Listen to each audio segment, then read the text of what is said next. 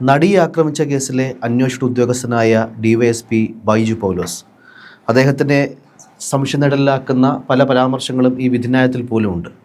ശരിക്കും ദിലീപിനെ കുരുക്കിയത് ബൈജു പൗലോസ് ആണ് എന്ന തരത്തിൽ പോലും ചില ശക്തമായ പ്രതികരണങ്ങൾ സമൂഹ മാധ്യമങ്ങളിൽ ഉണ്ടാകുന്നു. എന്താണ് ഇതിൻ്റെ ഒരു സത്യാവസ്ഥ?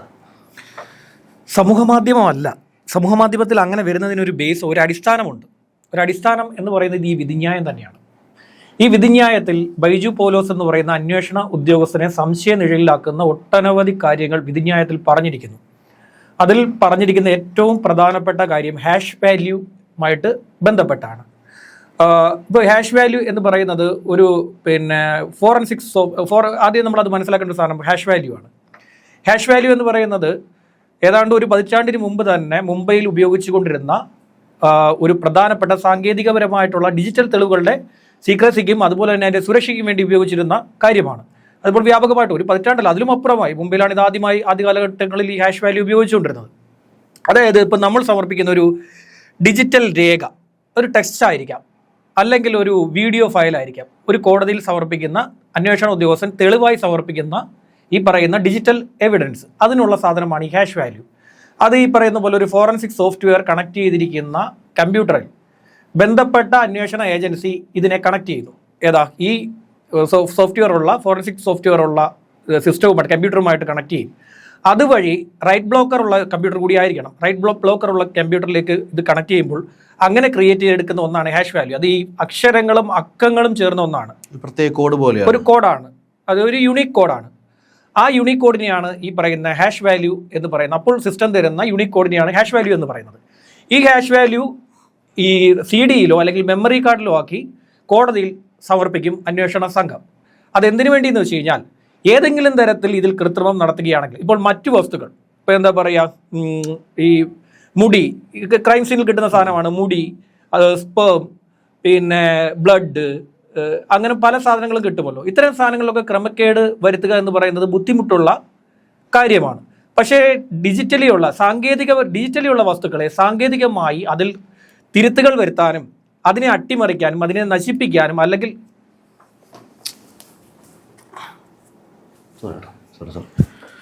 എന്തോ കാല് കിട്ടിയോ? എവിടെ വരെ പറഞ്ഞു? ഇങ്ങനെ ഒഴിവാക്കാനോ. അതേസമയം സാങ്കേതികപരമായിട്ട് ഡിജിറ്റൽ തെളിവുകളിൽ സാങ്കേതികപരമായിട്ട് നമുക്ക് അതിനെ നശിപ്പിക്കാനോ മാറ്റം വരുത്താനോ തിരുത്തൽ വരുത്താനോ അല്ലെങ്കിൽ അതിന്റെ ഈ പറയുന്ന ഫോർമാറ്റിൽ മാറ്റം വരുത്താനോ ഇത്തരം കാര്യങ്ങളൊക്കെ തന്നെ സാധിക്കും. വേണമെങ്കിൽ ചില ഭാഗങ്ങൾ ഒഴിവാക്കാൻ വരെ സാധിക്കും. അങ്ങനെ ഒരു മാറ്റം വരുത്തിയിട്ടുണ്ട്, ആ തെളിവിനെ നശിപ്പിക്കാനുള്ള ശ്രമം നടത്തിയിട്ടുണ്ടെങ്കിൽ അത് കണ്ടെത്തുവാൻ വേണ്ടിയാണ് ഈ പറയുന്ന പോലെ ഹാഷ് വാല്യൂ ഉപയോഗിക്കപ്പെടുന്നത്. ഒരു ഞാൻ പറഞ്ഞല്ലോ, ഫോറൻസിക് സോഫ്റ്റ്വെയർ കണക്ട് ചെയ്തിട്ടുള്ള കമ്പ്യൂട്ടറിൽ റൈറ്റ് ബ്ലോക്കർ കൂടിയുള്ള കമ്പ്യൂട്ടറിൽ കണക്ട് ചെയ്യുമ്പോൾ ക്രിയേറ്റ് ചെയ്യുന്ന അക്ഷരങ്ങളും അക്കങ്ങളുമുള്ള കോഡാണ് ഈ പറയുന്ന യുണീക്ക് ഐഡന്റിറ്റി കോഡാണ്, ഈ പറയുന്ന യുണീക്ക് ഐഡന്റിഫിക്കേഷൻ കോഡാണ് ഈ പറയുന്ന ഹാഷ് വാല്യൂ. ഈ കേസിൽ സംഭവിച്ചിരിക്കുന്ന ഒരു കാര്യം, ഈ കേസിൽ ഒരു മെമ്മറി കാർഡുണ്ട്. അത് വിവോ അല്ലെങ്കിൽ ഷവോമി, വിവോയിലും ഷവോമിയിലും ഉപയോഗിച്ചിട്ടുണ്ട്. വിവോ എന്ന് പറയുന്ന കമ്പനിയുടെ ഫോണിലും ഷവോമി എന്ന് പറയുന്ന കമ്പനിയുടെ ഫോണിലും ഈ മെമ്മറി കാർഡ് ഉപയോഗിക്കപ്പെട്ടു. ആരോ ഒരാൾ അല്ലെങ്കിൽ ഒന്നിലധികം പേർ കോടതിയുടെ സംരക്ഷണത്തിലുള്ള സുരക്ഷിതത്തിൽ ഇരിക്കുന്ന ഈ മെറ്റീരിയൽ എടുക്കുകയും അവരുടെ ഫോണിൽ ഇടുകയും ഇത് കാണുകയും ചെയ്തിട്ടുണ്ട്. പക്ഷേ ആ ഫയലിൽ തിരുത്തൽ വരുത്തുകയോ അല്ലെങ്കിൽ ആ ഫയലിനെ മറ്റൊരു ഫോർമാറ്റിലേക്ക് മാറ്റുകയോ അല്ലെങ്കിൽ ആ ഫയലിനെ കോപ്പി ചെയ്യുകയോ ചെയ്തിട്ടില്ല. അങ്ങനെയാണെങ്കിൽ മെമ്മറി കാർഡിൻ്റെ ഹാഷ് വാല്യൂ മാറിയേനെ. ഇവിടെ സംഭവിച്ചിരിക്കുന്നത് മെമ്മറി കാർഡിൻ്റെ ഹാഷ് വാല്യൂ, ഫയലിൻ്റെ ഹാഷ് വാല്യൂ മാറിയേനെ. ഫയലിൻ്റെ ഹാഷ് വാല്യൂ മാറിയിട്ടില്ല, മെമ്മറി കാർഡിൻ്റെ ഹാഷ് വാല്യൂ ആണ് മാറിയിരിക്കുന്നത്. മെമ്മറി കാർഡ് ഒരിടത്ത് ഏതൊക്കെയോ ഫോണുകൾ, ഈ പറയുന്ന ഫോണുകളിലൊക്കെ ഇട്ട് ഇത് അനധികൃതമായിട്ട് ആക്സസ് ചെയ്യപ്പെട്ടു. അതോടുകൂടി ഹാഷ് വാല്യൂവിൽ മാറ്റമുണ്ടായി. ഇത് 2020 ജൂലൈ മാസത്തിൽ FSL കണ്ടെത്തിയിരിക്കുന്ന കാര്യമാണ്. ആ കണ്ടെത്തിയിരിക്കുന്ന കാര്യത്തിൻ്റെ പരിശോധിച്ചതിൻ്റെ റിപ്പോർട്ട് ലഭിച്ച ഡോക്ടർ സുനിൽ, അദ്ദേഹം അവിടുത്തെ അന്നത്തെ FSL ജോയിന്റ് ഡയറക്ടർ ആണ്. FSL എന്ന് പറഞ്ഞാൽ ഫോറൻസിക് സയൻസ് ലാബ്. അദ്ദേഹം ഇത് കണ്ടിട്ട് അദ്ദേഹത്തിന് ഇക്കാര്യത്തിൽ വിമർശനം കോടതിയുടെ വിധിന്യായത്തിലുണ്ട്. ഫോറൻസിക് സയൻസ് ലാബിലെ ജോയിന്റ് ഡയറക്ടറായിട്ടുള്ള ഡോക്ടർ സുനിലിനെ വിമർശിച്ചിരിക്കുന്നു കോടതി. 2020 ഇത് അറിഞ്ഞിട്ടും കോടതി ഇക്കാര്യം അറിയിച്ചില്ല. 2, അന്വേഷണ ഉദ്യോഗസ്ഥനായിട്ടുള്ള ബൈജു പൗലോസ് 2020 ജൂലൈയിൽ തന്നെ വിവരം അറിഞ്ഞു. അദ്ദേഹം ഇക്കാര്യം കോടതിയെ അറിയിച്ചത് 2022 അതിനുശേഷം 2022 മാത്രമാണ് താൻ ഇതറിഞ്ഞത് എന്ന് തെളിയിക്കാൻ വേണ്ടി ഈ ഉദ്യോഗസ്ഥൻ ശ്രമങ്ങൾ നടത്തിയെന്ന് വിധിന്യായത്തിൽ പറയുന്നു. ഈ 2 വർഷം ഈ ഉദ്യോഗസ്ഥൻ എന്തുകൊണ്ട് ഇത് മറച്ചു വെച്ചതാണ് വിധിന്യായം വായിക്കുമ്പോൾ നമുക്കുണ്ടാകുന്ന പ്രധാനപ്പെട്ട ഒരു സംശയം. ഹാഷ് വാല്യൂ മാറിയിരിക്കുന്നു. ആരൊരാൾ ഇത് കണ്ടിരിക്കുന്നു, 2 ഫോണുകളിൽ ഉപയോഗിച്ച് കണ്ടിരിക്കുന്നു. ഇത് അന്വേഷണ ഉദ്യോഗസ്ഥൻ അറിയുകയും ചെയ്തു. അങ്ങനെ അറിയുകയാണെങ്കിൽ രേഖാമൂലം അദ്ദേഹം കോടതിയെ ഇത് അറിയിക്കണം. ഇതിനു മുമ്പ് അദ്ദേഹം കോടതി ജീവനക്കാരെ സംശയിച്ചുകൊണ്ട് അവരെ ചോദ്യം ചെയ്യണമെന്ന് ആവശ്യപ്പെട്ട് കോടതി ജീവനക്കാർക്ക് ബൈജു പൗലോസ് ഒരു നോട്ടീസ് കൊടുത്തിരുന്നു.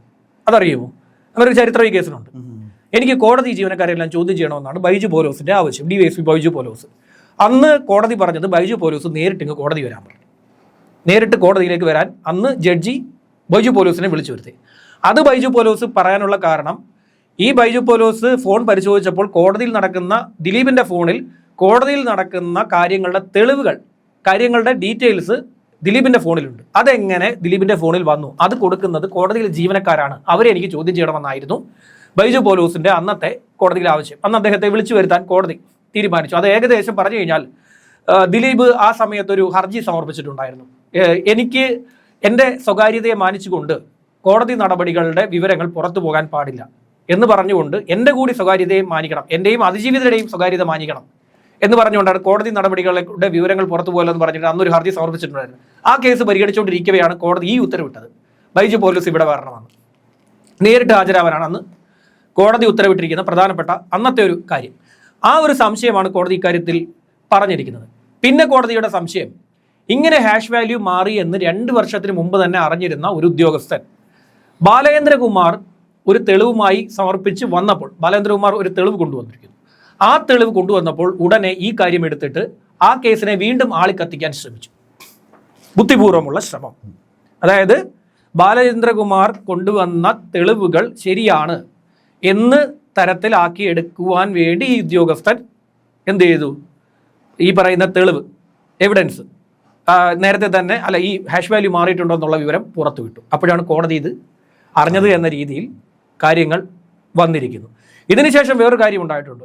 ഹാഷ് വാല്യൂ മാറിയതിൽ അന്വേഷണം നടത്തണമെന്ന് അതിജീവിതയും അതുപോലെ തന്നെ അഭിഭാഷകയും ആവശ്യപ്പെട്ടപ്പോൾ കോടതിയെ അത് ചൊടിപ്പിക്കുകയും ഇക്കാര്യമൊക്കെ നിങ്ങൾ അറിഞ്ഞത് നേരത്തെ അറിഞ്ഞിട്ട് എന്തുകൊണ്ട് ഇക്കാര്യങ്ങളിൽ വാദം വരുന്നില്ല, ഇപ്പോൾ ബാലേന്ദ്രകുമാർ ഈ അന്വേഷണമായിട്ട് വന്നപ്പോൾ നിങ്ങൾ വന്നല്ലോ എന്ന രീതിയിൽ അന്ന് കോടതി പരാമർശിക്കുകയൊക്കെ ചെയ്തിരുന്നു. ഒടുക്കം ഹൈക്കോടതിയാണ് ഇത് പരിശോധിപ്പിക്കാനുള്ള ഉത്തരവ് അന്ന് ഇട്ടത്. അത് പിന്നീട് പ്രിൻസിപ്പൽ സെഷൻസ് ജഡ്ജിയുടെ നേതൃത്വത്തിൽ തന്നെ, മറ്റൊരു ജഡ്ജിയുടെ നേതൃത്വത്തിൽ തന്നെ ഇക്കാര്യത്തിൽ ഒരു പരിശോധന അന്വേഷണമൊക്കെ അന്ന് നടത്തുകയും ഒക്കെ ചെയ്തിരുന്നു. കോടതി പറയുന്ന വേറൊരു കാര്യം, ഹാഷ് വാല്യൂ, ഫയലിന്റെ ഹാഷ് വാല്യൂ മാറാത്തത് കൊണ്ട് തന്നെ തെളിവിൽ കൃത്രിമം നടന്നിട്ടില്ല. അതുകൊണ്ട് തന്നെ ആ തെളിവിന്റെ അടിസ്ഥാനത്തിലാണ് ഇത്രയും പ്രതികളെ താൻ ശിക്ഷിച്ചിരിക്കുന്നത്. വിധിന്യായത്തിലുണ്ട്. മെമ്മറി കാർഡിന്റെ ഹാഷ് വാല്യൂ മാറിയെങ്കിലും ഫയലിന്റെ ഹാഷ് വാല്യൂ മാറിയിട്ടില്ല. ശരിക്കും അതായത് ആ ഒരു ഫയലിൽ കോടതിക്ക് വിശ്വാസമുണ്ട്, അതിൽ തിരിമറികൾ നടന്നിട്ടില്ല എന്നുള്ള കാര്യത്തിൽ കോടതിക്ക് പരിപൂർണമായിട്ടുള്ള ഉറപ്പുണ്ട്. തീർച്ചയായും. അല്ലെങ്കിൽ ഫയലിന്റെയും ഹാഷ് വാല്യൂ മാറുമല്ലോ. അതായത് ജയശങ്കറെ, നമ്മളൊരു ടെക്സ്റ്റ് മുതൽ വിഷ്വൽ വരെ എന്തിനും ഹാഷ് വാല്യൂ ക്രിയേറ്റ് ചെയ്യാം. ഞാൻ ഇപ്പം ജയശങ്കർ ഒരു അന്വേഷണ ഉദ്യോഗസ്ഥനാണെന്ന് വെച്ചാൽ, ജയശങ്കർ ഒരു അന്വേഷണ ഉദ്യോഗസ്ഥനായിട്ടുള്ള ജയശങ്കർ എൻ്റെ ഒരു ടെക്സ്റ്റ് കൊണ്ടുപോയി കോടതിയിൽ സമർപ്പിച്ചു. അതിനൊരു ഹാഷ് വാല്യൂ ക്രിയേറ്റ് ചെയ്തിട്ടാണ് ഹാഷ് വാല്യൂ അടക്കം കൊണ്ടുപോയി കൊടുക്കുന്നത്. അതിനുശേഷം ഞാൻ കൃത്രിമമായി ഈ സിസ്റ്റത്തിൽ കടന്നു കയറുകയും ആ കൊള്ള ടെക്സ്റ്റിൽ ശ്യാം എന്ന് പറയുന്ന വേർഡിൽ എസിലും എച്ചിനും ഇടയ്ക്ക് ഒരു സ്പേസ് അടിച്ചു കഴിഞ്ഞാൽ ഹാഷ് വാല്യൂ മാറി.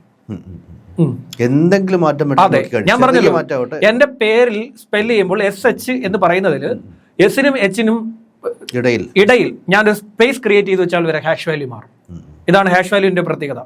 അത് ഏറ്റവും വിശ്വസനീയമായിട്ടുള്ള സാങ്കേതിക രേഖയാണ് ഈ ഹാഷ് വാല്യൂ. എന്ത് ചെയ്താലും നമുക്കറിയാൻ സാധിക്കും ഹാഷ് വാല്യൂവിൽ. അതാണ് ഇതിന്റെ കാര്യം. ഷവോമിയിലും അതുപോലെ തന്നെ ഈ പറയുന്ന 2 കമ്പ്യൂട്ടർ, ഈ 2 ഫോണുകൾ, ആ 2 വിവോയിലും ഷവോമി 2 ഫോണുകളിലും ഇത് ഉപയോഗിച്ചത് ആര് എന്ന് കണ്ടുപിടിക്കേണ്ടതിന്റെ ആവശ്യകതയുണ്ട്. പക്ഷെ അത് കണ്ടുപിടിക്കേണ്ടത് ആരായിരുന്നു? അന്വേഷണ സംഘം. അത് ഹൈക്കോടതി ചുമതലപ്പെടുത്തിയിട്ടുള്ളവർ ഇത് കണ്ടുപിടിക്കണമായിരുന്നു. പക്ഷെ അത് കണ്ടുപിടിക്കാൻ സാധിച്ചില്ല. എല്ലാവരും ചെന്ന് ഈ ഹണിയം വർഗീസിനെ കുറിച്ച് പറഞ്ഞാൽ ഹണിയം വർഗീസിന്റെ രാവിലെ പോയിട്ട് ഇത് കണ്ടുപിടിക്കാൻ പറ്റൂ? ഹണിയം വർഗീസ് ഈ പറയുന്ന പോലെ കോടതിയുടെ അതീവ സുരക്ഷാ കേന്ദ്രത്തിൽ ഇരിക്കുന്ന ഈ സാധനത്തിന് കാവൽ നിൽക്കാനൊന്നും പറ്റില്ലല്ലോ. ജഡ്ജി രാവിലെ വരുന്നു, വൈകുന്നേരം കോടതി വിട്ടു പോകുന്നു. പലരും ഈ പറഞ്ഞ പോലെ ഇതിനെപ്പറ്റി അറിയാത്ത പല ആൾക്കാരും പരാമർശിക്കുന്ന ഒരു കാര്യം പറഞ്ഞ പോലെ ഇവര് ഇത് കാവൽ നിൽക്കുന്നു എന്നുള്ള രീതിയില്ല. ഇവരാണല്ലോ ഇതിന്റെ അതോറിറ്റി എന്ന് പറയുന്ന നിലയിൽ അവരറിയാണ്ടൊന്നും നടക്കില്ല എന്നുള്ള രീതിയിലേക്കാണ് പല ആൾക്കാരുടെ കോടതിയുടെ ലോക്കറിൽ സൂക്ഷിച്ചിരിക്കുന്ന സാധനം എന്നതിനപ്പുറം ഹണിയം വർഗീസിന് അവരുടെ അധികാര പരിധി തന്നെ. പക്ഷേ അത് ആർക്ക് വേണമെങ്കിൽ ഈ പറയുന്നവർക്ക് തുറക്കാം. പിന്നെ ഒരു പ്രധാനപ്പെട്ട ഒരു കാര്യമുണ്ട്, ഇത്തരം ഇക്കിളി വസ്തുക്കൾ കാണാൻ താല്പര്യപ്പെടുന്നത് മനുഷ്യന്റെ ഒരു സഹജമായിട്ടുള്ള രീതിയാണ്. പ്രത്യേകിച്ചും അതിപ്രശസ്തയായിട്ടുള്ള ഒരു നടിയുടെ നഗ്നമായിട്ടുള്ള ദൃശ്യം ഉൾപ്പെട്ട മെമ്മറി കാർഡ് അവിടെ ഇരിക്കവേ അതൊന്ന് തുറന്നു നോക്കി എന്താണെന്നൊന്ന് കണ്ടു നോക്കാൻ താല്പര്യപ്പെടുന്ന മനുഷ്യന്റെ ചിന്താഗതി ഉണ്ടല്ലോ. ഒരു വസ്തുവിനെ ഒരു കളർ പേപ്പറിൽ പൊതിഞ്ഞിട്ട് ജയശങ്കർ ആ സിറ്റി കൊണ്ടുപോയിട്ട് കൊടുക്ക്, ഒരു 10 പേരെങ്കിലും അതൊന്ന് എടുത്തു നോക്കും. എന്താണ് തുറന്നു നോക്കാനുള്ളൊരു ബോംബാണെന്ന് പറഞ്ഞാൽ അവനത് തുറന്നു നോക്കും. അതിനുള്ളിൽ ജയശങ്കർ കുറച്ച് വെടിമരുന്ന് കൊണ്ടുവന്ന് പൊട്ടാസ്യം നൈട്രേറ്റ് നിറച്ചിട്ട് ആവശ്യത്തിന് പൊട്ടാനുള്ള സാധനവും വെച്ചിട്ട് അതിനകത്ത് കൊണ്ടിട്ട് നോക്ക്. അതിന് പൊട്ടാസ്യം നൈട്രേറ്റ് ആണെന്ന് പറഞ്ഞാൽ പോലും ഒരുത്തരെടുത്ത് തുറന്നു നോക്കും, ഒരുത്തരെങ്കിലും തുറന്നു നോക്കും. ആ മനുഷ്യ സഹജമാണ്. അപ്പം മനുഷ്യ സഹജം എന്ന് പറഞ്ഞ് ഇതിനെ ലഘൂകരിക്കാൻ പറ്റില്ല, കാണിച്ചിരിക്കുന്ന പ്രവൃത്തിയെ ലഘൂകരിക്കാൻ പറ്റില്ല. പക്ഷേ പൂർണ്ണമായി ഇതെല്ലാം കാര്യം ഇതാണ് എന്ന് പറഞ്ഞു കഴിഞ്ഞാൽ പറ്റില്ല. ഇത് തെളിവ് നശിപ്പിക്കാനാണ് ഇതിന്റെ ശ്രമം നടന്നിരുന്നെങ്കിൽ ഫയലിൽ മാറ്റം വന്നേനെ, ഫയലിന്റെ ഹാഷ് വാല്യൂ മാറിയേനെ. അതായത് തെളിവ് നശിപ്പിക്കുവാൻ വേണ്ടി പ്രതിഭാഗം ഇത് ചെയ്തിട്ടുണ്ട് എന്നുണ്ടെങ്കിൽ ഒന്നുകിൽ ഇത് ഡിലീറ്റ് ചെയ്യുകയോ അല്ലെങ്കിൽ ഇതിന് കൃത്രിമം നടത്തുകയോ ചെയ്തിട്ടുണ്ട്. അതായത് ബാലേന്ദ്രകുമാർ വരുത്തിയതുപോലെ. ബാലേന്ദ്രകുമാറിനെ ഞാൻ മരണപ്പെട്ടു പോയ ഒരാളാണ്, പക്ഷേ അദ്ദേഹത്തിന്റെ ഒരു കാര്യത്തിൽ പ്രശ്നമുണ്ട്. അദ്ദേഹം കൊണ്ടുവന്നിരിക്കുന്ന എവിഡൻസ് എന്ന് പറയുന്നത് എഡിറ്റ് ചെയ്തതാണ്. അദ്ദേഹം കൊണ്ടുവന്നിരിക്കുന്ന ഓഡിയോ ക്ലിപ്പ് ഉണ്ടല്ലോ, അന്വേഷണ ഉദ്യോഗസ്ഥരെ വധിക്കണമെന്ന രീതിയിൽ കൊട്ടേഷൻ കൊടുക്കാൻ ദിലീപ് പ്ലാൻ ഇടുന്നു എന്ന രീതിയിലാണ് അന്ന് ബാലേന്ദ്രകുമാർ ഓഡിയോകൾ സമർപ്പിച്ചത്. പക്ഷെ അതെല്ലാം വെട്ടി തുണ്ട് തുണ്ടായിട്ടാണ് കൊണ്ടുവന്ന് കൊടുത്തത്. എന്തുകൊണ്ടത് പൂർണ്ണരൂപം കൊടുത്തില്ല? അതല്ലേ എവിഡൻസിൽ പ്രശ്നമായത്. തെളിവ് എന്ന് പറയുന്ന ഒരു സാധനം എന്നുള്ളത് പൂർണ്ണ രൂപത്തിൽ തന്നെ അല്ലേ കൊണ്ട് കൊടുക്കേണ്ടത്? ആദ്യം അവസാനം കൊടുക്കണ്ടേ? റെക്കോർഡ് ചെയ്തത് മുതൽ എവിടെ വരെ റെക്കോർഡ് ചെയ്യപ്പെട്ടു അത് മൊത്തം കൊടുക്കണ്ടേ? ഇത് തനിക്ക് ആവശ്യമുള്ള ഭാഗം മാത്രം കൊണ്ടുവന്ന് കട്ട് ചെയ്ത് കൊടുത്തു കഴിഞ്ഞാൽ പിന്നെ എന്താണ്? എനിക്ക് വേണമെങ്കിൽ ഇവിടെ പറയാൻ സാധിക്കും മാനിപ്പുലേറ്റ് ചെയ്യപ്പെട്ടിട്ടുണ്ട്, മാനിപ്പുലേറ്റ് ചെയ്യാൻ സാധിക്കും. ഇപ്പോൾ ഇവിടെ ഒരു വലിയ രാഷ്ട്രീയ നേതാവ്, 2 രാഷ്ട്രീയ നേതാക്കൾ തമ്മിൽ ചില പ്രശ്നങ്ങൾ ഉണ്ടായിരുന്നു. അതുപോലെ തന്നെ വേറെ അതിൻ്റെ താഴത്തടിക്കുന്ന 2 രാഷ്ട്രീയ നേതാക്കൾ തമ്മിലും പ്രശ്നം ഉണ്ടായിരുന്നു. ഒരു വലിയ നേതാവിനെതിരെ ഈ നേതാവ് ഈ 2 നേതാക്കൾ കാറിൽ സഞ്ചരിക്കുന്നതിനിടെ ഇതിൽ ഒരു നേതാവ്, 2 രാഷ്ട്രീയ നേതാക്കൾ തമ്മിൽ പ്രശ്നങ്ങളല്ല, ഇവർ തമ്മിൽ സുഹൃത്തുക്കളാണ്. പക്ഷേ രണ്ടുപേരും ഒരേ തട്ടിലാണ് നിൽക്കുന്നത്. ഒരാൾക്ക് വളരണം. അപ്പോൾ ഈ ഒരാൾ എന്ത് ചെയ്തു വെച്ച് കഴിഞ്ഞാൽ അതായത് വലിയ നേതാവിനെ ഫോണിൽ വിളിച്ചിട്ട് ഫോൺ ഓണാക്കി ഇട്ട് കൊടുത്തു. എന്നിട്ട് ഈ നേതാവ് അടുത്തിരിക്കുന്ന നേതാവിൻ്റെ അടുത്ത് ആ നേതാവിനെ പറ്റി കുറ്റം പറഞ്ഞു. ഈ നേതാവ് വെച്ചം കത്തിച്ചു കൊടുത്തു. മറ്റേ നേതാവ് ഇത് മുഴുവൻ കേട്ടോണ്ടിരിക്കുകയായിരുന്നു. അതുപോലെ ഒരു ഭാഗം തുടക്കമിട്ട് കൊടുത്തത് ആരാണെന്ന് അറിയണ്ടേ? എന്താണ് ഈ സംഭാഷണത്തിലേക്ക് എത്താൻ കാരണം? സാഹചര്യം മനസ്സിലാവണ്ടേ? ആ രീതിയിൽ ഇത് വെട്ടി തുണ്ടമാക്കി തനിക്ക് ആവശ്യമുള്ള സാധനങ്ങൾ മാത്രം എന്ന രീതിയിൽ ഈ സാധനം കൊണ്ടുവന്നപ്പോൾ അത് എവിഡൻസ് ആയിട്ട് സ്വീകരിക്കാൻ കോടതി തയ്യാറായില്ല. കോടതിക്ക് തയ്യാറാവില്ല. അങ്ങനെ ഒരു തെളിവ് തുണ്ടമാക്കി കൊണ്ടുവന്ന ഒരു തെളിവ് വിശ്വസനീയമല്ല. കാരണം ഈ കോടതിയുടെ തന്നെ ഉത്തരവുണ്ട്. നേരത്തെ തന്നെ ഈ പറയുന്ന പോലെ നാർക്കോ ടെസ്റ്റ് നടത്തിയാണല്ലോ അഭയ കേസ്. അഭയ കേസിൽ നാർക്കോ ടെസ്റ്റ് നടത്തിയപ്പോൾ സിസ്റ്റർ സ്റ്റെഫി പറയുന്നുണ്ടായിരുന്നു, കൂടം കൊണ്ട് അടിച്ചാണ് അഭയെ ഞങ്ങൾ കൊന്നത് എന്ന രീതിയിൽ പറയുന്നുണ്ടായിരുന്നു. നാർക്കോയിൽ പറയുന്നുണ്ടായിരുന്നു. പിന്നീട് സുപ്രീം കോടതിയിൽ എത്തിയപ്പോൾ എന്താ സംഭവിച്ചത്? സുപ്രീം കോടതിയിൽ എത്തിയപ്പോൾ സംഭവിച്ചൊരു കാര്യം, ഒരാൾക്കൊരാളെ കൊല്ലണമെന്ന് ഉപബോധ മനസ്സിലെങ്കിലും ചിന്തയുണ്ടെങ്കിൽ നാർക്കോ ടെസ്റ്റ് നടത്തുമ്പോൾ അയാൾ കൊന്നു എന്ന് പറയാൻ സാധ്യതയുണ്ട്. ശാസ്ത്രീയമായി തെളിയിക്കപ്പെട്ട കാര്യം. പറഞ്ഞു മനസ്സിലായില്ലേ? കൊല്ലാൻ ഉദ്ദേശമുണ്ട് എന്ന് അയാളുടെ പ്രൈവറ്റ് പ്ലേസിൽ ഇരുന്ന് സംസാരിച്ചൊരു കാര്യത്തെ അയാളുടെ വ്യക്തിപരമായ ദേഷ്യം കൊണ്ടായി അതിനുവേണ്ടി അയാൾ എന്തെങ്കിലും ആക്ഷൻ നടത്തിയാൽ മാത്രമേ അത് കുറ്റമാവുള്ളൂ. അതിന് ഗൂഢാലോചന എന്ന് പറയില്ല. അയാളുടെ ഏറ്റവും അടുത്ത ആൾക്കാരുടെ നിന്ന് സംസാരിക്കുന്നത്. ഇപ്പൊ എനിക്ക് ഒരാളോട് ശത്രുതയുണ്ട്, എനിക്ക് ജയശങ്കരനെ നാളെ കൊല്ലണമെന്ന് ഉദ്ദേശവും അല്ലെങ്കിൽ ദേഷ്യമുണ്ട്, അവനെ കൊന്നു കളഞ്ഞാൽ കൊള്ളായിരുന്നു ചിലപ്പോൾ പറയാം. അതൊക്കെ വേടായിട്ട് ഉപയോഗിക്കാൻ സാധ്യത എന്ന് പറഞ്ഞാൽ ഞാൻ ജയശങ്കരനെ കൊല്ലാൻ ശ്രമിക്കുകയോ അതിനുവേണ്ടി പദ്ധതി തയ്യാറാക്കുകയോ അതിനുവേണ്ടി ഒരാളെ നിയോഗിക്കുകയോ അത് ചെയ്താൽ മാത്രമേ അതൊരു ക്രൈമായി മാറുന്നുള്ളൂ. പൊതുസമൂഹത്തിൽ ഇറങ്ങി അത് മൂന്നാമതൊരാളോട് ഞാൻ ചർച്ച ചെയ്യുമ്പോൾ മാത്രമേ അത് ക്രൈമായി മാറുന്നുള്ളൂ. ഞാൻ എൻ്റെ പ്രൈവറ്റ് പ്ലേസിൽ എൻ്റെ വീട്ടിലിരുന്ന് പലരെയും കുറ്റം പറയും, എനിക്ക് അപ്പുറത്തെ വീട്ടുകാരെയൊക്കെ കുറ്റം പറയാം. ചിലപ്പോൾ അതിർത്തി തർക്കം എനിക്ക് ഉണ്ടായിരിക്കാം. രാമനെ വല്ല 10 കല്ല് വാരി എറിഞ്ഞാലോ രാത്രിയിൽ എന്നൊക്കെ ഞാൻ വേണമെങ്കിൽ വീട്ടിൽ ഇരുന്ന് എൻ്റെ അമ്മയോടോ അല്ലെങ്കിൽ എൻ്റെ ബന്ധുക്കാരോടൊക്കെ പറയാം. ഇതൊക്കെ സ്വാഭാവികമായിട്ടുണ്ടാകുന്ന സംഭാഷണം. ഇത് കേട്ട് മൂന്നാമത് ഒരാളെന്ന് പറയുന്നത് ഒരുത്തൻ ക്രൈം ചെയ്യാൻ പോകുന്നു എന്ന രീതിയിൽ പറഞ്ഞു കഴിഞ്ഞാൽ അത് ക്രൈം തന്നെയാണ്, പക്ഷേ തെളിയിക്കപ്പെടില്ല. ഇതാണ് ഈ ബാലേന്ദ്രകുമാർ സംഭവിച്ചൊരു കാര്യം. പിന്നെ ഈ ബാലേന്ദ്രകുമാറിൻ്റെ ഒരു കാര്യം കൂടി പറഞ്ഞുതരാം. അവിടെ ഉണ്ടായിരിക്കുന്ന ഒരു സാധനം, അതിൽ പ്രത്യേകം ശ്രദ്ധിക്കേണ്ട ഒരു കാര്യം, ബാലചന്ദ്രകുമാറിന് ഈ പറയുന്ന പോലെ ദിലീപിനെ ഈ തെറ്റായിട്ടുള്ള ഒരു ഉദ്ദേശം ഇക്കാര്യത്തിൽ ഉണ്ടായിരുന്നു.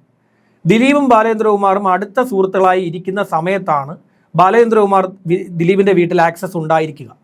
അങ്ങനെ ഇരിക്കുമ്പോഴാണ് ബാലേന്ദ്രകുമാർ ആ വീട്ടിൽ വരികയും ദിലീപിനോട് സംസാരിക്കുകയും ദിലീപ് ആ സ്പേസ് അയാൾക്ക് അവിടെ കൊടുക്കുകയും ചെയ്തത്.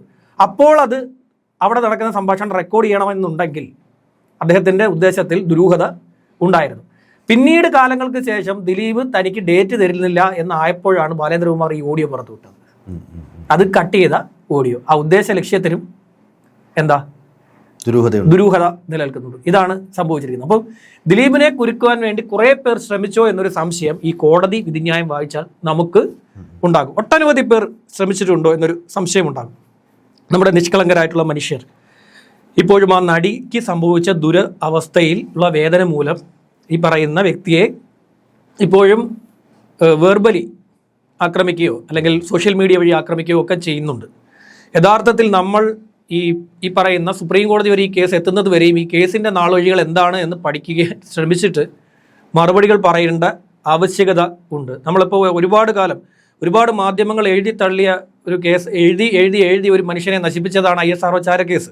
നമ്പി നാരായണൻ ദീർഘകാലം അദ്ദേഹത്തിൻ്റെ ഭാവി പോയി, കരിയർ പോയി, ഒരുപാട് മർദ്ദനമേറ്റു, ഒരുപാട് കാലം ജയിലിൽ കഴിയേണ്ടി വന്നു, രാജ്യദ്രോഹിയായി ഫ്രെയിം ചെയ്യപ്പെട്ടു.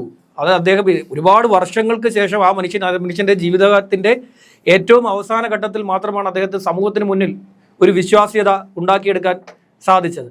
ഒരാൾക്കൂട്ടം അലറി വിളിക്കുന്നു ഇയാളാണ് തെറ്റുകാരൻ എന്ന് പറയുകയാണെങ്കിൽ ആ ആൾക്കൂട്ടത്തിൻ്റെ സംശയം സൗണ്ട് ഇങ്ങനെ മുഴങ്ങി കേൾക്കുന്നിടത്തോളം കാലം അയാൾ തന്നെയായിരിക്കും തെറ്റുകാരൻ. അയാളുടെ കയ്യിൽ എന്ത് തെളിവുണ്ടെങ്കിലും അയാൾ ഒരു വലിയ സ്ക്രീൻ വെച്ച് കൊടുത്ത് കാണിച്ചു കൊടുക്കുന്നു, ഇതിൻ്റെ തെളിവുകളല്ല, ഇതെല്ലാം ഞാനല്ല ഇത് ചെയ്തതെന്ന് പറഞ്ഞാലും ഈ ആൾക്കൂട്ടത്തിൻ്റെ ശബ്ദത്തിൽ ആ ശബ്ദം മുഴങ്ങിപ്പോകും. ഇതാണ് ഇവിടെ സംഭവിച്ചുകൊണ്ടിരിക്കുന്നത്. എല്ലാവരും ചേർന്ന് ഒരാളെ കല്ലെറിഞ്ഞുകൊണ്ടേയിരിക്കുന്നു. ഒരു കോടതി, ഒരു നീതിന്യായ വ്യവസ്ഥ, ഇന്ത്യൻ ശിക്ഷാ നിയമപ്രകാരമൊക്കെ അടിസ്ഥാനപ്പെടുത്തിക്കൊണ്ട് ഇന്ത്യൻ ഭരണഘടനയെ ബേസ് ചെയ്തുകൊണ്ട് പ്രവർത്തിക്കുന്ന ഒരു നീതിന്യായ കോടതി തന്നെ പറഞ്ഞിരിക്കുന്നു അയാൾ തെറ്റുകാരനല്ല എന്ന് പറയുമ്പോൾ സംശയാതീതമായി തെറ്റുകാരനല്ല എന്നാണ് പറഞ്ഞത്. കുറ്റവിമുക്തനാക്കി വിടുക.